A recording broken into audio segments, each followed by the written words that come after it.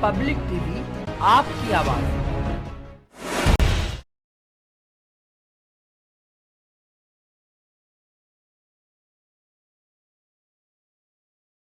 अखिल भारतीय ब्राह्मण महासभा द्वारा लॉकडाउन के चलते भगवान परशुराम जयंती इस वर्ष सादगीपूर्ण ढंग से मनाई गई। विदित हो कि इस समय पूरे देश में लॉकडाउन चल रहा है, जिसके चलते समस्त सार्वजनिक कार्यक्रम बंद हैं। इसी कारण 25 अप्रैल शनिवार को परशुराम जयंती के शुभ अवसर पर बुद्धि विहार मुरादाबाद स्थित अखिल भारतीय ब्राह्मण महासभा के प्रदेश कार्यालय पर रात्रि 8 बजे दीप प्रज्वलित करके परशुराम जयंती मनाई गई। इस अवसर पर अखिल भारतीय ब्राह्मण महासभा के संरक्षक पंडित ज्ञानेंद्र शर्मा एडवोकेट के संरक्षण में मुख्य रूप से प्रदेश अध्यक्ष पंडित सत्येंद्र शर्मा, प्रदेश संगठन मंत्री पंडित दीनदयाल शर्मा, जिला अध्यक्ष पंडित कमल कौशिक, अखिल भारतीय ब्राह्मण महासभा महिला मोर्चा की राष्ट्रीय अध्यक्षा एवं सुप्रसिद्ध कवित्री डॉक्टर प्रेमवती उपाध्याय तथा पंडित अजय पाठक, पीयूष पांडे, अतुल पाठक व स्वप्निल शर्मा आदि ने कार्यक्रम में भाग लिया। अखिल भारतीय ब्राह्मण महासभा के प्रदेश अध्यक्ष पंडित सत्येंद्र शर्मा ने बताया कि प्रत्येक वर्ष भगवान परशुराम जयंती पर भव्य शोभा यात्रा निकाली जाती थी तथा अन्य अनेक भव्य कार्यक्रम आयोजित किए जाते थे,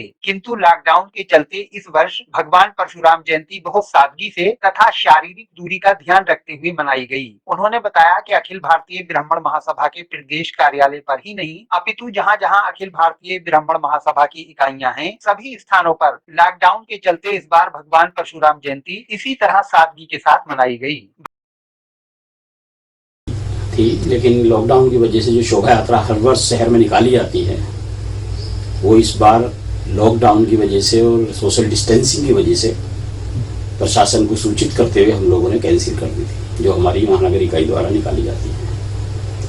तो सर्वप्रथम तो मैं सभी महानगर वासियों और प्रदेश वासियों को अक्षय तृतीया व परशुराम जयंती की हार्दिक शुभकामनाएं प्रेषित करता हूँ। पर भगवान परशुराम जो विष्णु जी के छठे अवतार और संकल्प और साहस के देवता के रूप में मशहूर हैं।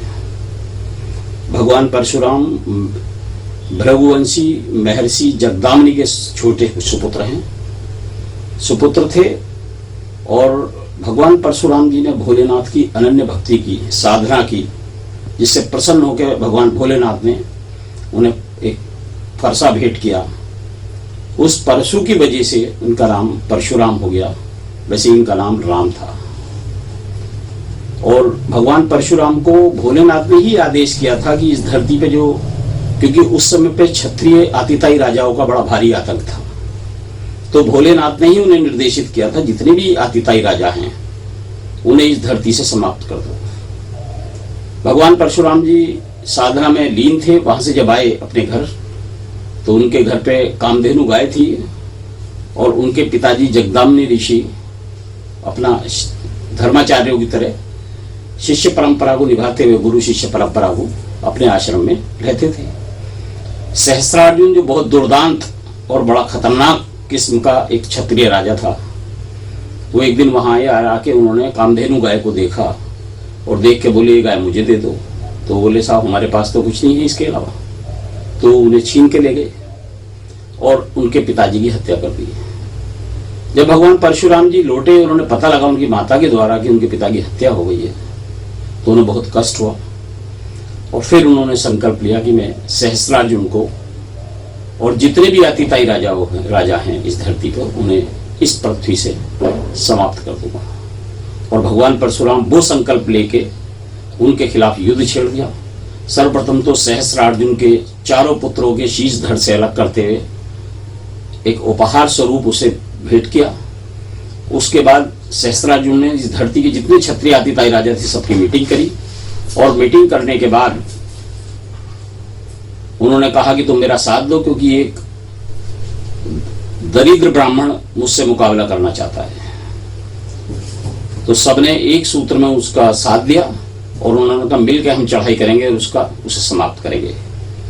लेकिन क्योंकि भोलेनाथ की असीम कृपा भगवान परशुराम पे थी और परशुराम जी ने अकेले, सिर्फ वो अकेले थे और सारे क्षत्रिय राजाओं की सेनाएं एक तरफ थी, उन्होंने बहुत कुशल नीति के साथ उन सभी राजाओं को और सहस्त्रार्जुन को उनके शीश धड़ से अलग किए और उन्हें नष्ट किया और अपना प्रतिशोध लिया। भगवान परशुराम जी ने एक बार नहीं, उसके बाद भी 21 बार जितने आतिताई राजा हुए उन आतिताई क्षत्रिय राजाओं का दमन किया। तो साहस और संकल्प की अगर इस धरती पे सबसे बड़ी मिसाल है तो भगवान परशुराम है, जिन्होंने अन्याय के खिलाफ बहुत बड़ा युद्ध लड़ा। हम ऐसे भगवान परशुराम जी की जयंती पे उन्हें सादर नमन करते हैं और उनसे प्रेरणा लेते हैं कि अन्याय के खिलाफ आवाज हमेशा उठानी चाहिए, क्योंकि यदि हम अन्याय के खिलाफ आवाज नहीं उठाते तो ये भी अपने आप में एक अन्याय होता है। इसलिए मैं सभी को बहुत शुभकामनाएं दूंगा। कल हमने सोशल डिस्टेंसिंग का ध्यान रखते हुए भगवान परशुराम जी की जयंती अपने अपने घरों पे मनाई थी और शाम को ठीक 8 बजे सभी भी प्रबंधकों ने पूरे शहर में, और जो परशुराम जी के और भी अनुयायी थे उन्होंने अपने घरों पर दीप जलाए। वैसे भी कोरोना संकट है तो इस संकट को भी बिल्कुल मुक्त कर देंगे, इसलिए हमने कल बहुत सोशल डिस्टेंसिंग लॉकडाउन का पूरा ध्यान में रखते हुए हमने परशुराम भगवान जी की जयंती मनाई। और मैं सभी को शुभकामनाएं देता हूं और उनसे प्रेरणा लेने की सीख